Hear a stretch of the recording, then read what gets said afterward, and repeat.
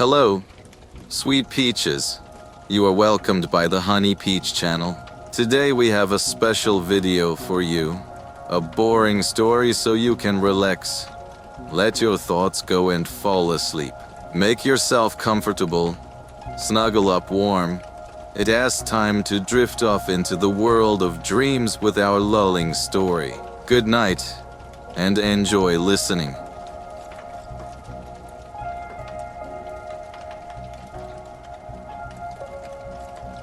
Hannibal, born to 147 BC. North Africa, died c. 183–181 BC. Libissa, Bithynia near Jabs, Turkey, was a Carthaginian general, one of the great military leaders of antiquity, who commanded the Carthaginian forces against Rome in the Second Punic War 218–201 BC, and who continued to oppose Rome and its satellites until his death. Hannibal was the son of the great Carthaginian general Hamilcar Barca. The Greek historian Polybius and the Roman historian Livy are the two primary sources for his life. According to them, Hannibal was taken to Spain by his father and at an early age was made to swear eternal hostility to Rome. From the death of his father in 229, 228 until his own death about 183, Hannibal's life was one of near constant struggle against the Roman Republic. Hannibal's earliest commands were given to him in the Carthaginian province of Spain by Hasdrubal, son-in-law and successor of Hamilcar. It is clear that Hannibal emerged as a successful officer. 4. On the assassination of Hasdrubal in 221, the army proclaimed him. At age 26, Hannibal immediately turned himself to the consolidation of the Punic hold on Spain. He married a Spanish princess, Emils, and then conquered various Spanish tribes. He fought against the Olcades and captured their capital, Althea, and he quelled the Vacae in the northwest. In 221, making the seaport of Carthage modern Cartagena, Spain, his base. He won a resounding victory over the Carpetani in the region of the Tagus River. In 219, Hannibal attacked Saguntum, an independent Iberian city south of the Ebro River. In the treaty between Rome and Carthage subsequent to the First Punic War 264–241, the Ebro had been set as the northern limit of Carthaginian influence in the Iberian Peninsula. Saguntum was indeed south of the Ebro, but the Romans had friendship, though perhaps not an actual treaty, with the city and regarded the Carthaginian attack on it as an act of war. The siege of Saguntum lasted 8 months, and in it Hannibal was wounded. The Romans, who had sent envoys to Carthage in protest, though they did not send an army to help Saguntum, after its fall demanded the surrender of Hannibal. Thus began the Second Punic War, declared by Rome and conducted on the Carthaginian side almost entirely by Hannibal. Hannibal spent the winter of 219–218 at Carthagena in active preparations for carrying the war into Italy. Leaving his brother Hasdrubal in command of a considerable army for the defense of Spain and North Africa, He crossed the Ebro in April or May 218 and then marched into the Pyrenees. Rome declared war shortly before it heard of his arrival at the Pyrenees, a decision spurred by Second and Hannibal's crossing of the Ebro. Hannibal may have started from Carthagena with an army of around 90, including an estimated 12 cavalry, but he left at least 20 soldiers in Spain to protect his supply lines. In the Pyrenees, his army, which included at least 37 elephants, met with stiff resistance from the Pyrenean tribes. This opposition and the likely desertion of some of his Spanish troops diminished his numbers as he reached the Rachni River. But he met little resistance from the tribes of southern Gaul. Meanwhile, the Roman general Publius Cornelius Scipio transported his army, which had been detained in northern Italy by a rebellion, by sea to the area of Massilia Marsile, a city that was allied to Rome. Thus, Hannibal's access to the coastal route into Italy was blocked not only by the Massilians but by at least one army, with another gathering in Italy. As Scipio moved northward along the right bank of the Rachni, he learned that Hannibal had already crossed the river and was marching northward on the left bank. Realizing that Hannibal probably planned to cross the Alps, Scipio returned to northern Italy to await him. Controversy has surrounded the details of Hannibal's movements after the crossing of the Rachni. Polybius states that he crossed it while the river was still in one stream at a distance of 4 days' march from the sea. Forks, opposite Arles, is thought by some to have been the likely crossing place. Many also consider as possibilities the natural historic fording places between modern Beaucaire and Avignon. Hannibal used coracles and boats locally commandeered. For the elephants, he made jetties out into the river and floated the elephants from those on earth-covered rafts. Horses were embarked on large boats or made to swim. During the operation, hostile Gauls appeared on the eastern bank, and Hannibal dispatched a force under Hanno to cross farther upstream and attack them from behind. As the Gauls attempted to block Hannibal's crossing, Hanno's force struck, scattering the Gauls and allowing the main body of the Carthaginian army to transit the Rachni unopposed. Hannibal then received friendly Gallic leaders headed by the northern Italian boy, a Celtic tribe whose lands had been reduced by recent Roman settlements and whose superior knowledge of the Alpine passes must have been of the greatest value to Hannibal's plans. Indeed, Polybius makes it clear that Hannibal did not march toward the Alps blindly but instead had excellent information about the best routes. After crossing the Rachni, Hannibal's army seems to have marched north for about 80 miles 130 km, and passed into an area called the Island,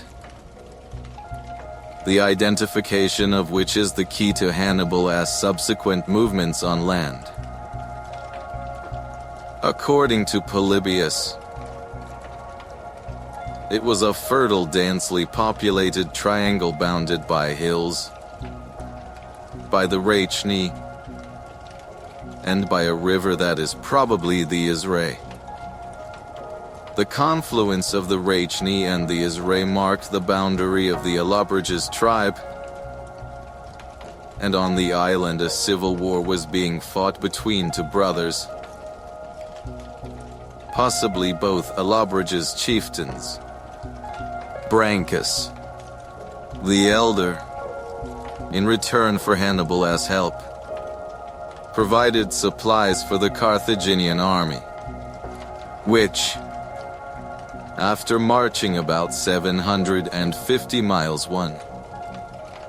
210 km in 4 months from Carthagena, was in sore need of them. Some details of Hannibal's crossing of the Alps have been preserved, chiefly by Polybius, who is said to have traveled the route himself. First to oppose the crossing was a tribulet of the Alabrages, who may have been angered by Hannibal's intervention on behalf of Brancus. This group attacked the rear of Hannibal's column in an ambush, possibly along the Isray at the gateway to the Alps near modern Grenoble, and possibly where the river is at its narrowest. Surrounded by high ridges of the Chartreuse and Baladone massifs, Hannibal took countermeasures, but those involved him in heavy losses in man. On the third day he captured a Gallic town and from its stores provided the army with rations for 2 or 3 days. After about 4 more days of passage along river valleys, very possibly the Isray and Arc rivers, although that is debated through increasing elevations, Hannibal was ambushed by hostile Gauls at a white rock place apparently 1 day's march from the summit. Those unnamed Gauls attacked the baggage animals and rolled heavy stones down from the heights, causing both men and animals to panic and lose their footings on the precipitous paths. Harassed by such daytime assaults and mistrusting the loyalty of his Gallic guides, Hannibal bivouacked on a large bare rock to cover the passage by night of his horses and pack animals in the gorge below. Then, before dawn, he led the remainder of his force through the narrow gorge entrance, killing the few Gauls who had guarded it and believed Hannibal to be trapped. Mustering his forces at the summit of the Alps, Hannibal remained camped there for several days before his descent into Italy. Polybius makes it clear that the summit itself must have been high enough for snowdrifts to persist from the previous winter, along with the other criteria extrapolated from Polybius. That suggests a summit elevation of at least 0 feet 400 meters. The problem of determining the exact location of the camp is compounded by the fact that the name of the pass was either not known to Polybius and his sources, or it was thought not sufficiently important to provide to mostly Roman readers. Livy, writing 150 years later, sheds no additional light on the matter, and modern historians have posited numerous theories about Hannibal's exact course through the Alps. Proposed routes have included the low passes at Montgenvray, Little Stee, Bernard, and Mount Cenis, as well as the high passes at Col du Clapier Savigny Coach and Col de la Traversette. Along the end stages of the route, snow was falling on the pass, making the descent even more treacherous. Rock slides made travel on the narrow track hazardous,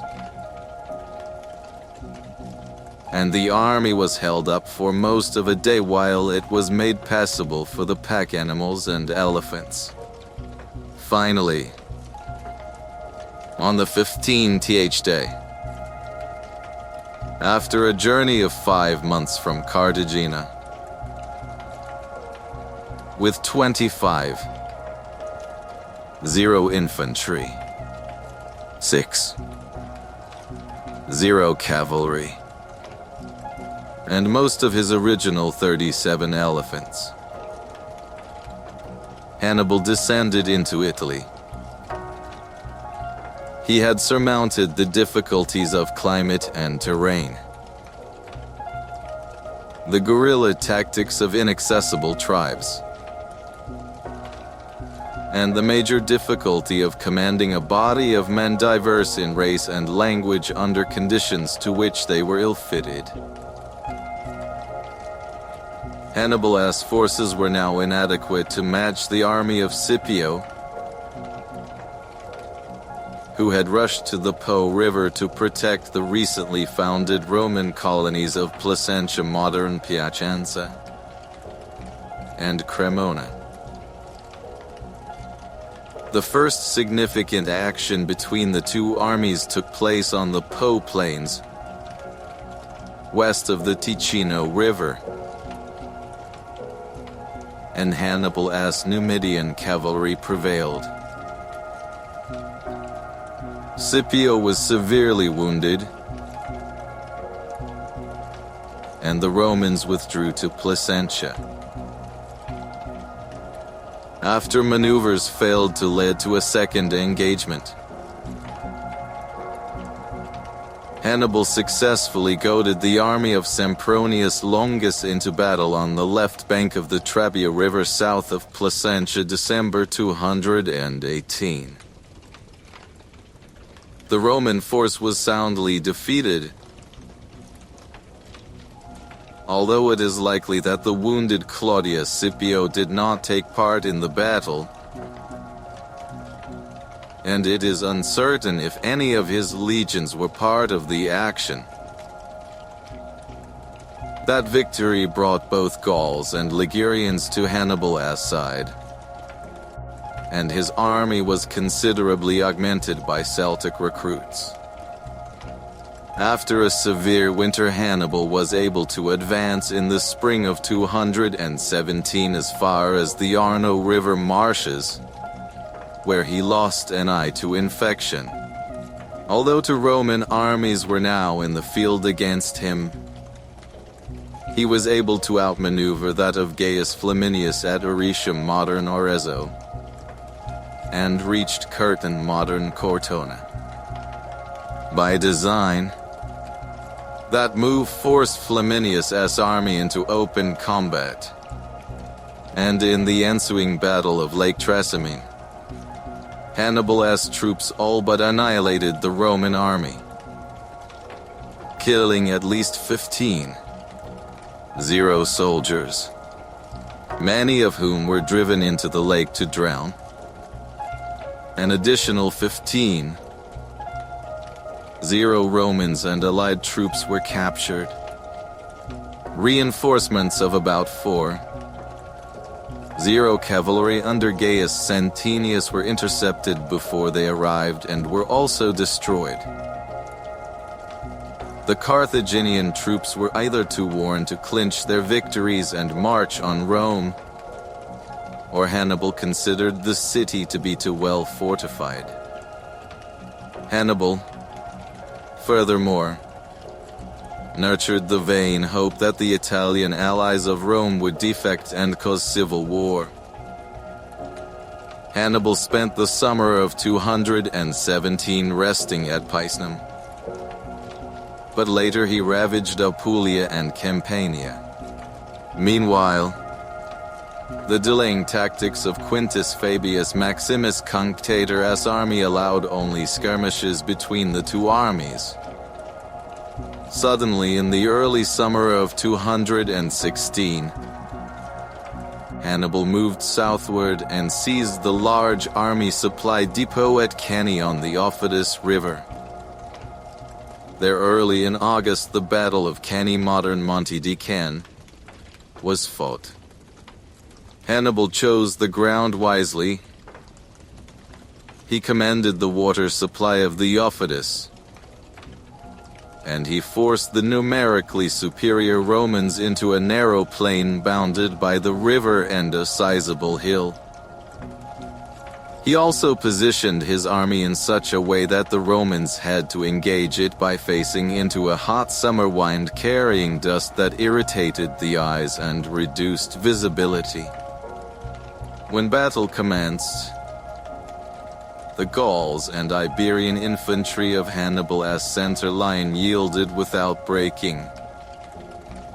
Before the drive of the numerically superior Roman infantry, the Romans continued their advance, exposing both of their flanks to the Spanish and Libyan infantry that comprised the Carthaginian right and left. Boxed in on three sides, the Romans' avenue of retreat was closed when Hannibal's cavalry returned after completing its rout of the Roman cavalry. The compressed Romans were butchered by Hannibal's army. Polybius gave the number of Roman dead at 70, while Livy reported 55, Either way, it was disaster for Rome. Virtually 1 in 5 Roman men of military age were slaughtered, and households at every level of society were affected. Dozens of senators were killed, as were many patricians and over 200 members of the equestrian class Roman knights. Rome was now justifiably terrified of Hannibal, and he became a bogeyman to Roman children. That great land victory, which came to be seen as the textbook example of a double envelopment, brought the desired effect. Many regions began to defect from the Italic Confederacy. Hannibal, however, did not march on Rome but spent the winter of 216–215 in Capua, which declared its loyalty to Hannibal, possibly with the hope of being made Rome's equal. Gradually, the Carthaginian fighting strength weakened. The strategy suggested by Fabius after the Battle of Trasimene was again put into operation. To defend the cities loyal to Rome, to try to recover, where opportunity offered, those cities that had fallen to Hannibal. Never to enter battle when the enemy offered it, but rather to keep the Carthaginians alert in every theater of war. Thus, Hannibal, unable because of inferior numbers to spread his forces to match the Romans and unable to employ that concentrated strength in a decisive battle, passed from the offensive to a cautious and not always successful defensive in Italy. Inadequately supported by the home government at Carthage and because of the Roman command of the sea, forced to obtain local provisions for protracted and ineffectual operations. That was a diplomatically challenging task, as Hannibal could not extract so much food as to alienate his local allies. In addition, many of his Gallic supporters, tired of a war in which the promised plunder had dried up, and they returned north to their homelands. When combined with the slow but steady loss of his African veterans to combat deaths and injuries, the departure of Hannibal as Gallic soldiers represented a qualitative and quantitative erosion of his army. Hannibal, except for the capture of Tarentum, modern Taranto, gained only minor victories 215–213. Reinforcements from Carthage were few. In 213, Casilinum and Arpi, captured by Hannibal in winter 216–215, were recovered by the Romans. And in 211, Hannibal was obliged to march to relieve the Roman siege of Capua. Hannibal marched to within 3 miles 5 km of the strongly fortified walls of Rome in an attempt to draw away the Roman armies. But the move was unsuccessful and Capua fell. In the same year, in Sicily, Syracuse fell, and by 209 Tarentum, in South Italy, had also been recaptured by the Romans. Meanwhile, Roman successes in Spain dealt severe blows to Carthaginian power there. In 208, Hasdrubal, detaching a force from the main Carthaginian army, crossed the Alps, possibly by his brother's route. Although no great losses are recorded, to go to Hannibal's aid. Hasdrubal's army was defeated. However, at Mataurus in northern Italy 207, before the Carthaginian armies could effect a junction, Hasdrubal was killed in the battle, and his severed head was delivered to Hannibal's camp. That reportedly led Hannibal to lament, "There lies the fate of Carthage." His last hope of making a recovery in central Italy thus dashed. Hannibal concentrated his forces in Bruttium, where with the help of his remaining allies he was able to resist Roman pressure for 4 more years. Scipio, elected consul in 205, overcame opposition within the Senate and won approval to take the fight to North Africa, breaking Carthage's principal ally, the Mesocilian Numidians, and endangering Carthage itself. In order to go to the help of his country, Hannibal was forced to abandon Italy in 203. Although a preliminary armistice had already been declared and the Carthaginian armies had accepted Scipio's severe terms winter 204–203, Hannibal concentrated the remnants of the Carthaginian forces at Hadrumatum, modern South Tunisia. Almost at the very moment when the ambassadors were returning from Rome with the preliminary peace proposals, the Carthaginians violated the armistice. Accounts of the campaigns that followed differ greatly, but they culminate at the Battle of Zama.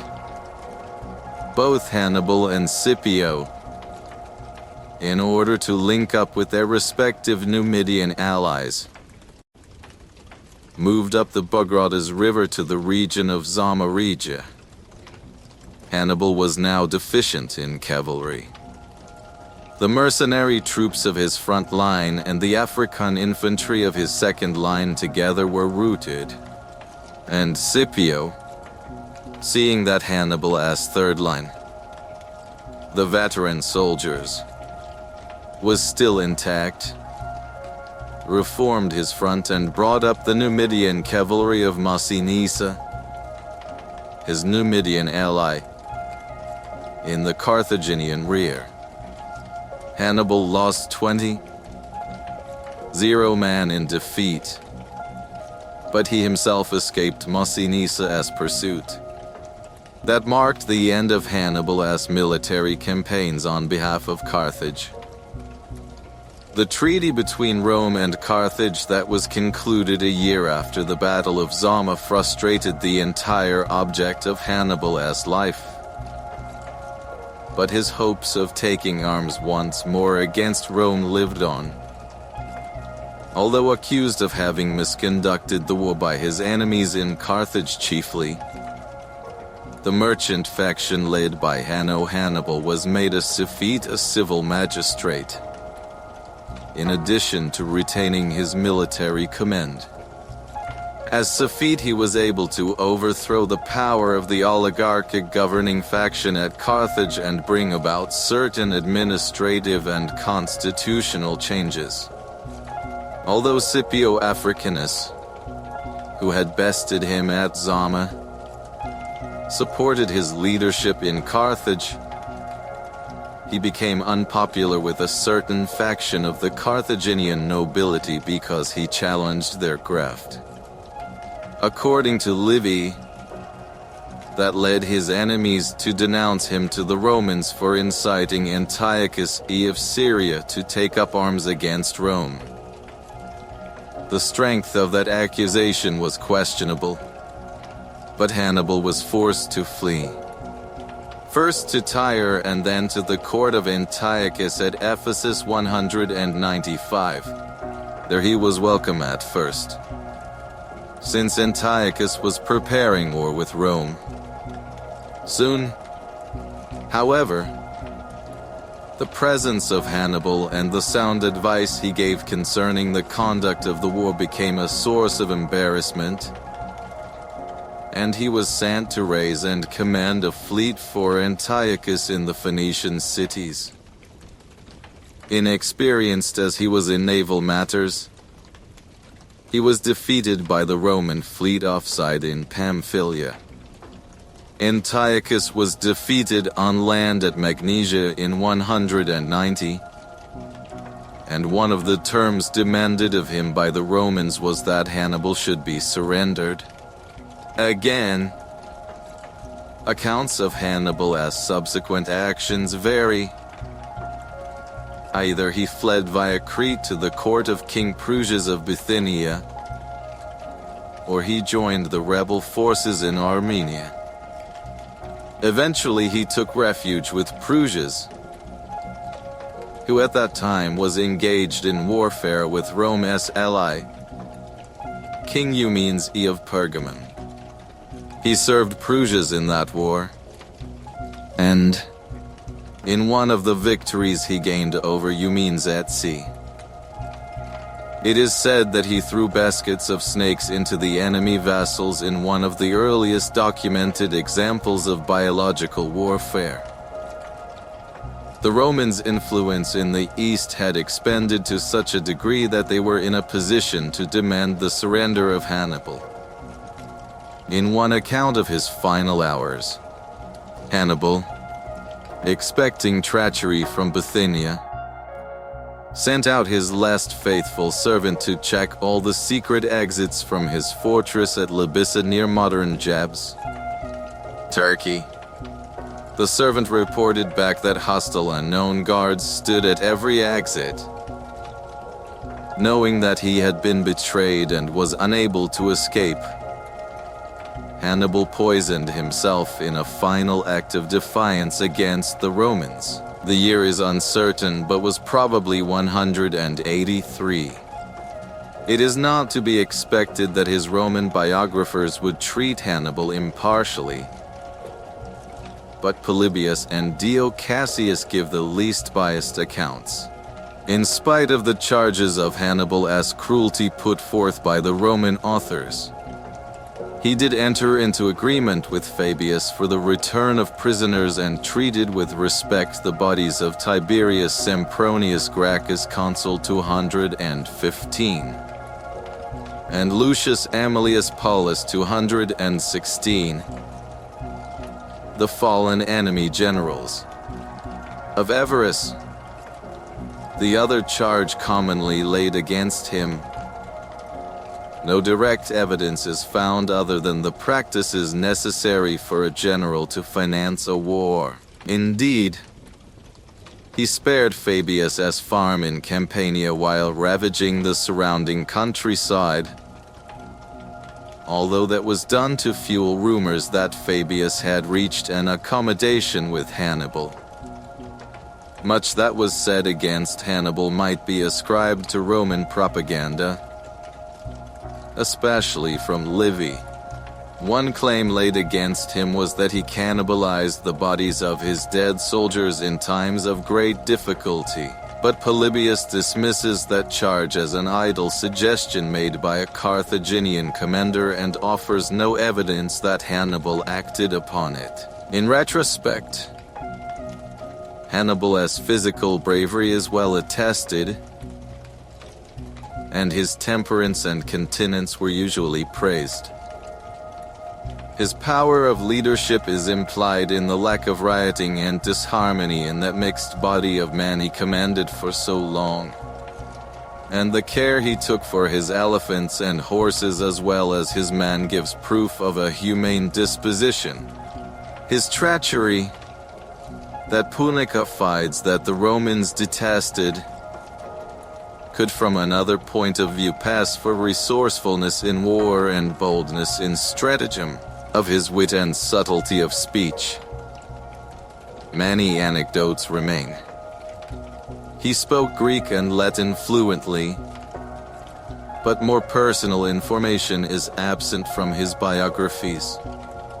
The only surviving portrait of Hannibal may exist in the form of silver coins from Carthagena, possibly struck in 221, the year of his election as general, depicting him with a youthful beardless face. See also researcher's note on Hannibal's ethnicity and physical appearance.